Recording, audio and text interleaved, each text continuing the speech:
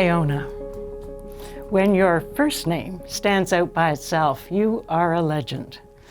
Iona Campagnolo has a resume filled with firsts and high achievements. Alderwoman, MP, federal minister, chair of the Calgary Olympic Development Organization, president of the Liberal Party of Canada, chancellor, UNBC, lieutenant governor of BC, and Queen's Viceroy, to name just a few.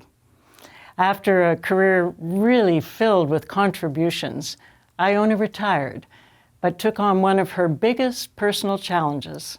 She tripped, fell, broke her neck, but not her spirit. Iona is a tour de force. Your Honor, thank you for joining us for this conversation in this magnificent garden surrounded by flowers. Thank you. Flowers have always been a love of yours, haven't they? Yes, yes. The Prince Rupert Garden Club is responsible for my political career. How is that? They nominated me for city council at one point. So that was the beginning. I had spent 6 years on school board previous to that, but away I went. And you really probably consider yourself a girl who grew up in the North and understands the North, Prince Rupert? Yes. Well, actually, as a child on Galiano, where we all came from, my father would work at this fish cannery and return in October, and then suddenly he got around the clock, around the whole job, and we all moved to North Pacific Cannery on the Skeena River, and I was 7, very impressionable. Just loved it. And, there were so many things, but when I think of now often is when the wolves would call to each other all the way up in the winter along the edge of the river, and you could hear them as far as they would go. And the people, that's where I first learned a great deal about the various kinds, different homes, and the tribal groups. So in that case, there was the Gitxsan, the Tsimshian, and the Niska, who were all at the cannery at that time. And later years, of course, we had the famous Niska Treaty, the first treaty of British Columbia, yes. And we were also proud of them for the leadership they showed in moving that entire process forward. And then, of course, many more treaties were signed in British Columbia. But we have to remember, at one time, we were the only province with no treaties.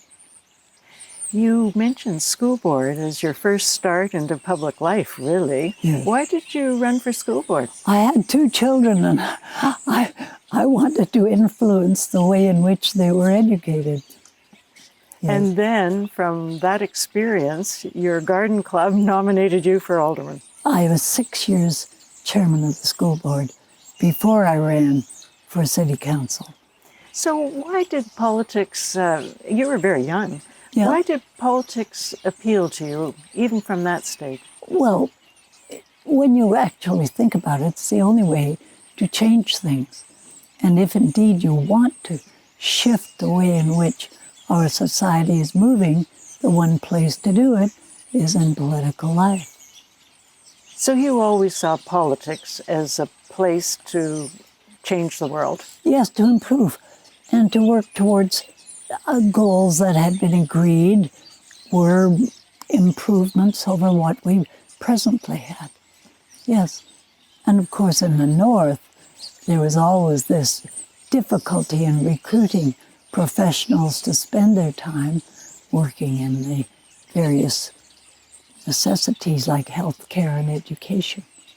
So how did you make the decision that you would like to go to Ottawa and be a federal member of Parliament? Oh, I didn't make that decision at all.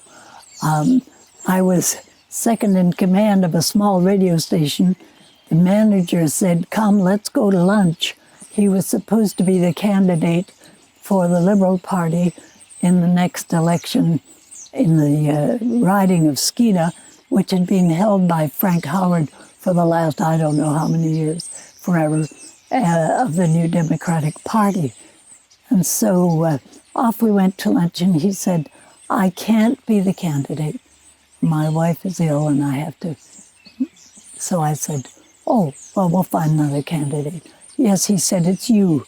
And that was how I became the candidate, and went to the party meeting in Smithers, and a large number of people, maybe 12, 15, nominated me, and I happened to be elected.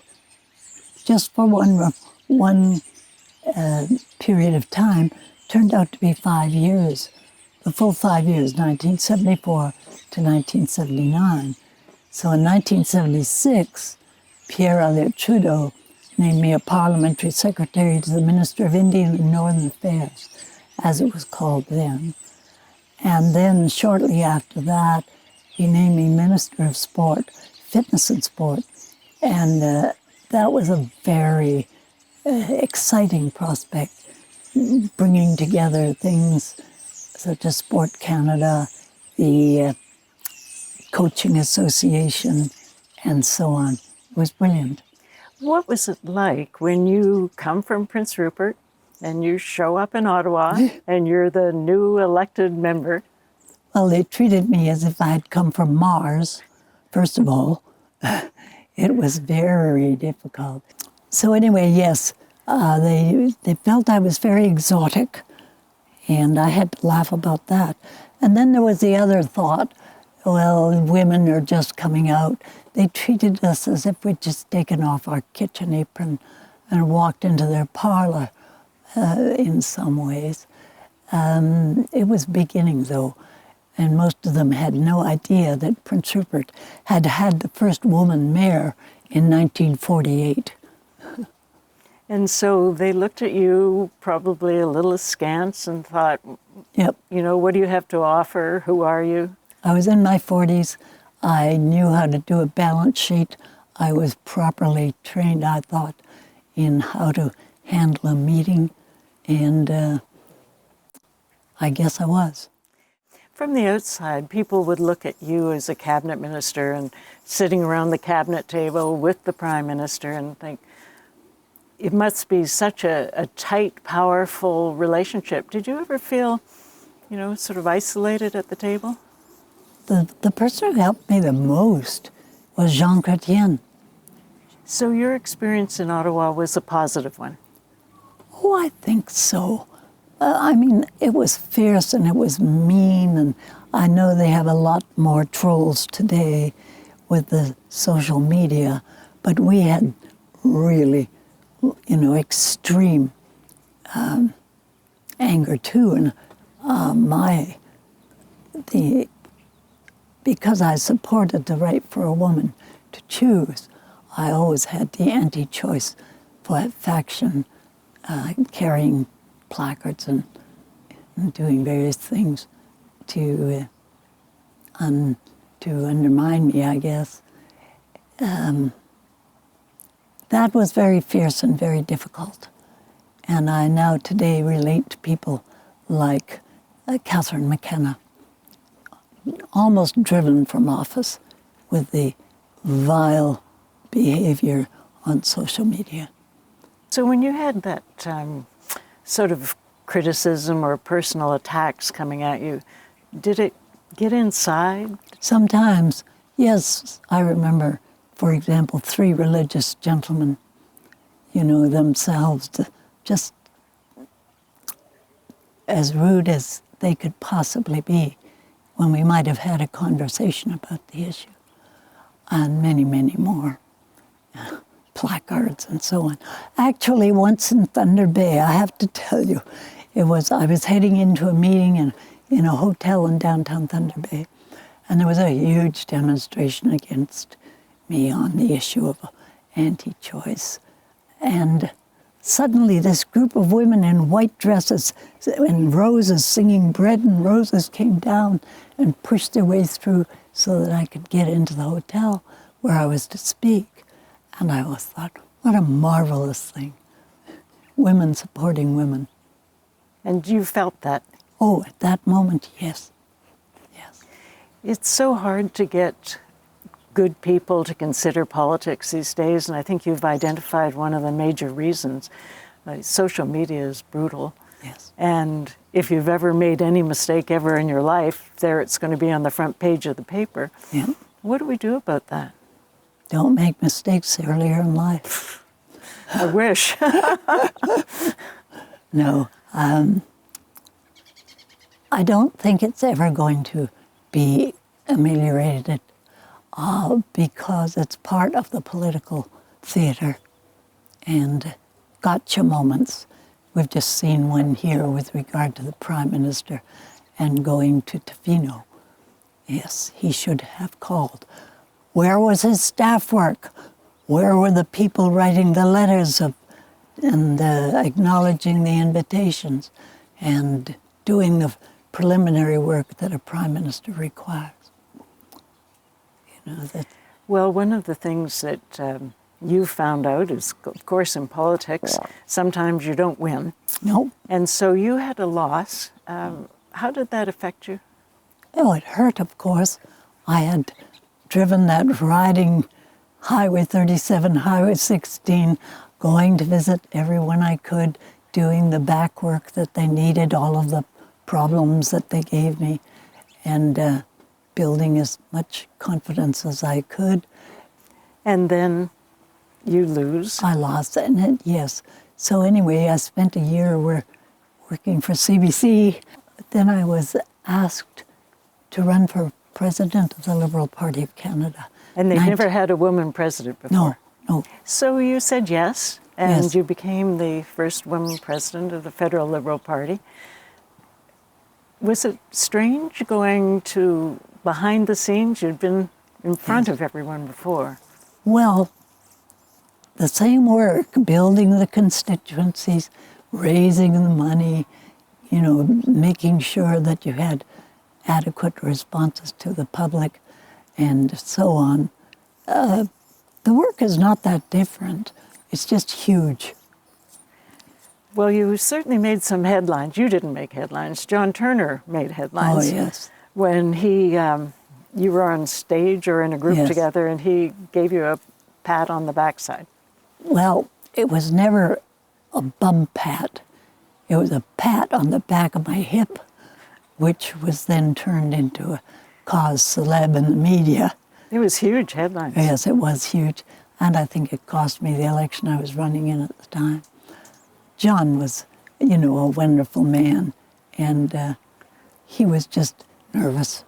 That was all. And today, you can imagine that he wouldn't have lasted a day in the job after if somebody did that today to a woman Oh, on gosh, stage. no. But you had to put up with people, men, walking into your personal space, you know, leaning on you from time to time or whatever. That kind of thing was constant. And we all survived, but we all know how it worked. How did you handle it? Stepping out of the way, keeping out of the way, yes. One other comment you made, of course, was when the balloting was coming forward for the leadership of the Federal Liberal Party. And you referred to Jean Chrétien as being second in the balloting, but first in our hearts? Yep, first in my heart. They didn't say that then, they said our hearts. Well, it was just the plain truth. And I'll have to tell you, I was walking up on the stage to make that announcement, and I looked over and I saw all of Jean Chrétien's forces from Quebec. And I knew if I didn't say something positive, they would walk out of the party. There was that upsetting moment when I realized that Shawinigan was sitting there and the rest of Quebec, and somehow or other I had to keep that part of the party in spite of John Turner's win. That's what it was. And so it was strategic. I was. That's what I was doing. You've had so many firsts in your life. Yes. You think of all the firsts, in your role as a cabinet minister, first woman for the federal Liberal Party, first chair of the University of Northern BC, chancellor, first chair of the Fraser Basin Council. I mean, when I mention all those firsts, did you feel that ever as a burden? That people's expectations of you were huge? They were watching you, you're first woman this, first woman that. Did you feel an extra weight on your shoulders? Well, yes. You yourself will have encountered the same thing. Being a first in any group, no matter what you do, you're being watched extremely carefully. And so therefore you do proceed with your very best, I think, in answer to that. And if that is not good enough, well, they'll certainly tell you. Someone will always tell you. Yes. The biggest one, of course, is the first woman lieutenant governor of BC. What a tremendous honor. Oh, I was very honored to receive that. And when the Prime Minister called and asked me if I would take the post, and I said yes. And I said, well, what do you want me to do with it? Well, he said, whatever you think is correct. Were you surprised when the Prime Minister called? Yes. Yes, I was. I hadn't expected anything like that. But I knew I could do the job. Just knew innately. Perhaps it was arrogant of me, but it was a wonderfully interesting 6 years. How did you see the role? Oh, as representative of Her Majesty, Queen Elizabeth, here in British Columbia, and you sign all the documents on her behalf. And I would end every speech with reference to the Queen. And when I talked with Her Majesty about it, I said, did she want me to have any special thing to say? Oh no, whatever you think is great. So she couldn't have been more outgoing about it. A remarkable woman, too. We have to say their woman leadership has shown itself to be strong, resilient, able. So the Lieutenant Governor has the opportunity to shape the office a little bit. Yes. And so everyone is different. Yes. And when you look at the influence that you had in that role, what part are you most proud of? I don't have a big business of pride in this thing or that thing. In my view, you do the best you can, and that's what it is. I have been very fortunate in my life, and I can look back on these things with pleasure, but other people will judge whether or not they were really worthwhile. It seems to me that your relationship with First Nations from the time you were a child, right through your political career, has been extremely important. Yes, well. So assessing the situation today, in light of the Kamloops residential school, the efforts at reconciliation, are we making progress? We will make progress. I don't think we are at the present time, but it's taking a while for people to digest the colonialism that led to us all being here. I mean, sometimes when I'm listening and thinking about all of that, I know what has to be said is, what land are you on? Whose land have you got? Here in British Columbia, where we had so many First Nations, right here, this is the territory of the Comox First Nation. And we should recognize that. I don't know of anybody's success story that doesn't have challenges. And of course, you had a major challenge with your accident. Yes. Can you talk about that? Sure. I got food poisoning, and I was very sick in my home, and on one occasion, walking back to my bed, I fell and hit my head on the wall and broke my neck. And so I was there for 19 hours before anyone found me. Old ladies like myself living alone, you know. And then they rushed me off to Vancouver General. They did a very good job. And as you see, here I am in my wheelchair.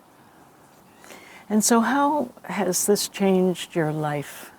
Well, I had finished all that I intended to do in the public sphere.